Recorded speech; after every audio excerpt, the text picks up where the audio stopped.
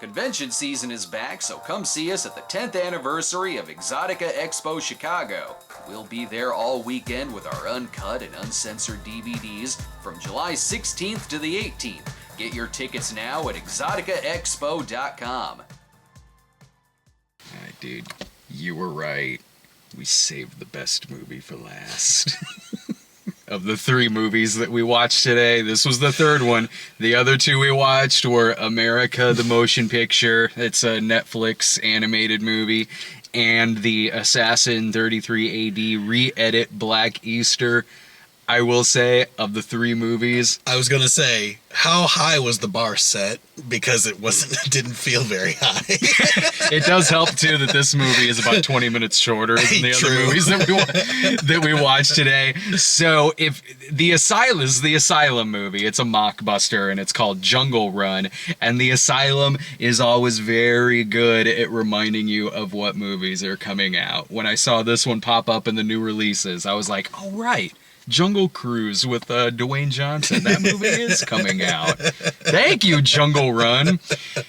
It's funny, too, because if this movie had been made, like, a year or 2 ago, they could have marketed it as, like, a Dora the Explorer mockbuster and really not changed much about the movie. No. You can even, if you see the box cover for this, and you see it, that it says, starring Richard Grieco, don't you let that shit fool you. Richard Grieco, he pops up in the opening scene of this movie where he's in total not give a shit mode when he's on there, man. He's like studying these rocks and shit in the Amazon, and he sounds about as knowledgeable talking about this as I do describing the scene. Where he's like, yeah, I don't know, we got some rocks here, that seems important, I guess, I don't know. And then the rest of it, which is about his daughter and son having to travel to the Amazon and rescue him. The rest of the time that we see him, except for the last scene, he is just in his trailer. I'm not kidding. He is being held in a trailer in the Amazon. Studying this rock. Studying this rock. Well, I mean, it kind of makes sense if you think about it, because in the scenes where they're in the boat in the Amazon, his kids and the other ones to go rescue him. Yeah. In the establishing shots, you know, it looks like the Amazon, you know, like gators, water, trees, and all that. But in the close-up shots, when they're on the boat, houses and buildings in the background. Yep. So yeah, Grieco, he's being held in this, like, on-set trailer. Somewhere in the Amazon. It's kind of cool that, correct me if I'm wrong, because maybe I'm wrong here, but of the Asylum movies I've seen and the ones I can remember, this is almost the closest they've come to just straight up doing an Amazon cannibal movie. Like old school, you know? Yeah. Like, it even has a plot you would see in one of those movies. Yeah. Like, movies like Mountain of the Cannibal God or Eaten Alive, where some of them are about, my relative or loved one has gone missing in the Amazon, and I have to go find them and defeat cannibals. Only if you take the cannibals out of this movie, because that would get it a very harsh rating. And this, like, if this were to have a rating, it would totally be a PG-13. So there's no cannibalism in this movie. They replace that with just giant CG creatures. Yeah. You think that, like, someone's gonna get their head cut off by just like this tribe that captures them. Like, oh shit, is this where it's gonna go into like cannibal Holocaust territory? Are they gonna chop off this guy's dick? No, suddenly the 8-legged freaks, giant spiders come out of nowhere to like save our heroes. Right, yeah. And this whole time they're all scared of it, scared of what's in the jungle, but realistically it's the jungle that's protecting them. Dude, it totally is. Like, well, sometimes. Like, maybe, like, there's good creatures and bad ones. Maybe the spiders are good. Yeah. Because the giant spiders did help them out a bit. Yeah. But then there's, like, suicide bomber piranhas when they're on the boat, and the reason that they get shipwrecked and stuck in the jungle is because these piranhas, like, commit suicide by purposefully driving themselves into the boat motor to chop themselves up to take down the boat and make it sink. Right, I was going to say, then they eat the boat. They eat the boat because they're stuck on the bottom. One guy reaches over to like put on a new motor, but then like quick cut CG like piranha like stuck to his butt and falls off. The giant snake from Snakes on a Train makes an appearance in this film. What I love about the Asylum is sometimes they get an idea where they're like, I know we don't have the budget for this. We're going to do it anyway. And we don't care how it looks. It will look bad. It will look terrible. But according to this, we need a giant snake to swallow 4 people whole, and then one of them has to cut themselves out of the snake and then cut the others out of the snake. We definitely do not have the budget for this. We're still going to do it. We're still going to do it. And it is going to look ridiculous. It is one of the most ridiculous effects I've seen in one of these movies. Like, this effect is going back, because I still see some Asylum movies, and there's some where the effects aren't great, but they're a step up from maybe how they looked about 10 years ago. Yeah. Ooh, not that snake one in this one. That was old school, going back to going back to some of their 2000s movies. Oh, you meant the Asylum. Okay. I thought you were going to say like 10 years ago, like mainstream CGI effects. Oh, the way they look in this, that's going back to like the 90s, like Mortal Kombat Annihilation shit that they're doing in this. And even when like they're on something practical in this, it's still hilarious. There's a part where they got to cross a bridge in this film, and they're crossing it.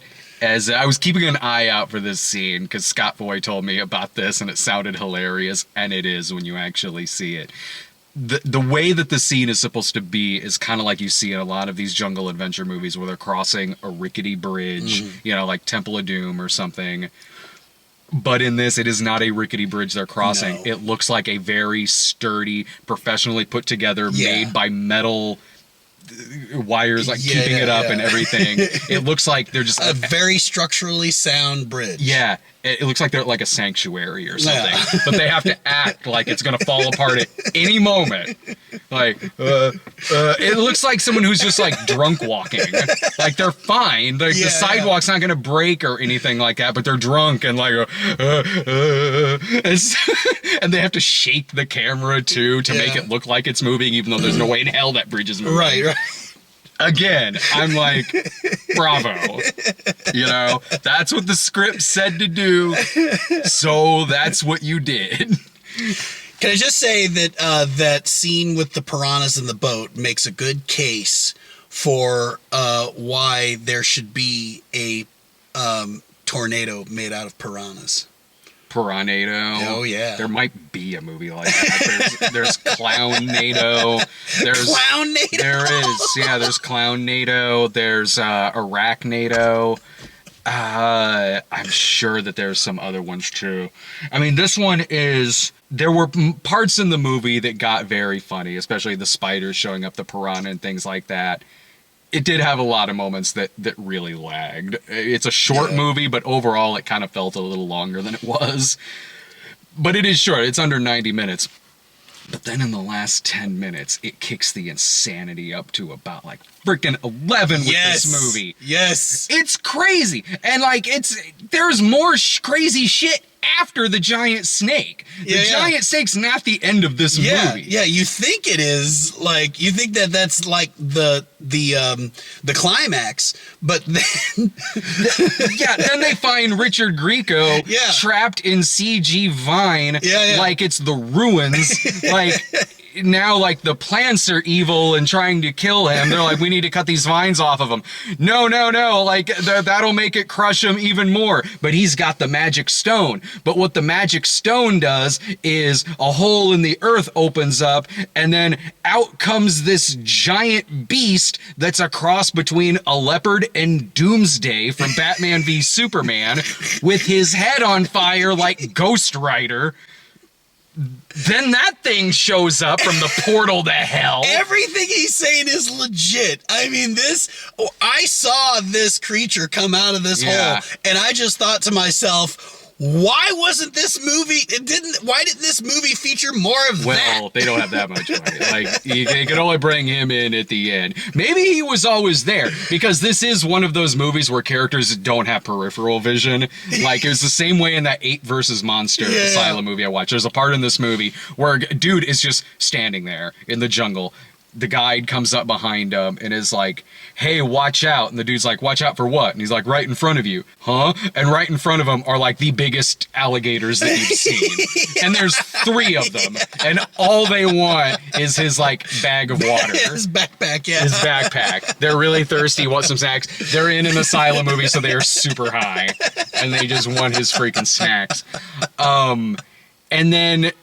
So yeah, Leopard Doomsday shows up at the end and is summoned away by a giant Venus flytrap, or whatever that was. That was actually, the Venus flytrap ate the business owner or whatever. Okay. Because she like grabbed the shotgun and was going to shoot the Kurabira. That was actually this Kurabira that you keep hearing about in the movie. And so she was about to shoot him. And then this Venus flytrap just pops out of the ground and just swallows her. And it's like, oh, well, okay.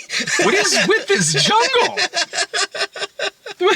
The jungle from Cannibal Ferox is way safer. And and it ends just randomly. It ends so leopard guy just kind of walks off and stares off into the sunset. Meanwhile, Grieco and his kids get up, and Grieco's like, we do need to start respecting the jungle more. And then they walk off and the movie ends. So it's got a message. Respect the jungle, or these hell beasts will come out of the ground and like scream at you and feed you to a flytrap. This was the better of the 3 movies that we watched today. Yeah. It's, you know what? The movie it's totally serviceable as just like a Friday night movie. Yeah. Like, it's raining out, it's Friday night, you've got some snacks, you're flipping around channels on cable, and you land on something like this. Yeah. The movie absolutely works for that. Yep. It's got parts in it that lag, certainly.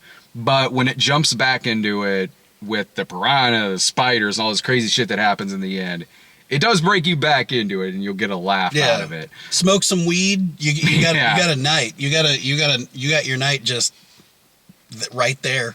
So I'd give it a C. Like, yeah, it's just a good like cable movie. You just pop it up, watch it, you'll have some laughs, and you then go see Jungle Cruise when that comes out, I guess. I agree with you. C.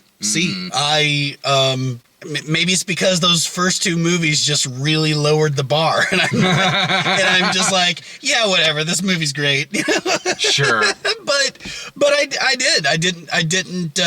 I wasn't bored. And let's face it, the Asylum isn't looking for an Oscar with their movies. They're just, they know what kind of movies they make, They do. They're very aware of what they do, of what they make, and why people watch them. Yeah, and so this is fine. Yeah, I do wish they would make an Oscar bait movie. I do. Just like, hilarious. I want to see what you can like bring to the table there. Like, do something like that, or even like if they did straight up try making this, because the movie looks like you think it would in terms of its cinematography and editing. I mean, even like the most Oscar baity, like just the most. Like the most bullshit. Simple Jack. Yeah. Like the most bullshit, like pandering to the Academy type movie. Yeah. Just if they were to make something like that, just tongue in cheek, Or even like if they did another jungle movie like this, if they actually did,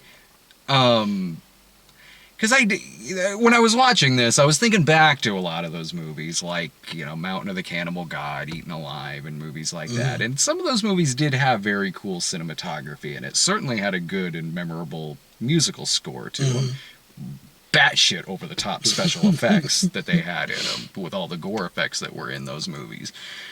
Watching this, I was like, yeah, I mean, this looks like a TV movie you'd see on, like, Sci-Fi or something. And I was watching it going like, man, it would be really cool if, like, if they really did kind of mimic a lot of those older ones from about 30 years ago in terms of the cinematography of those, like the musical score they'd put into them, the over-the-top dialogue that those movies have.